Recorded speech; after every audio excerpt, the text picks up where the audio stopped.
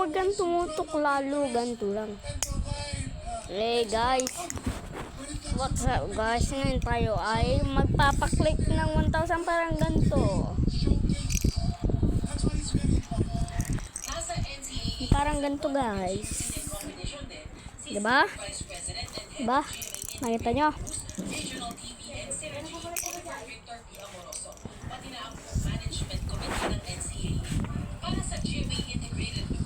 Makati guys. Ay, gugulo kayo. Alisay mo muna doon.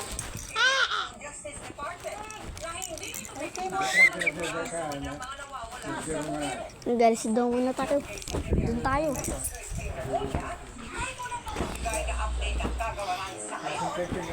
Tayo eh.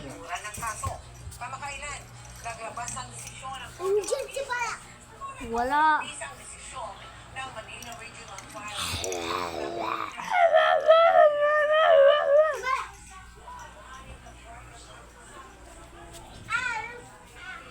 Guys,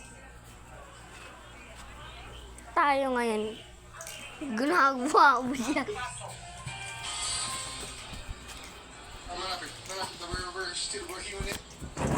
Na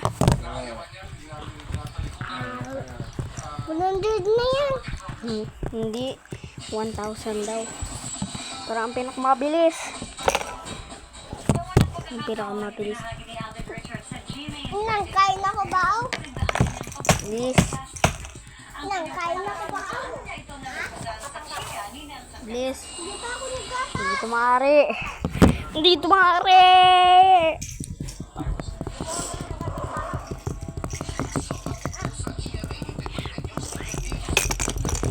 Ah.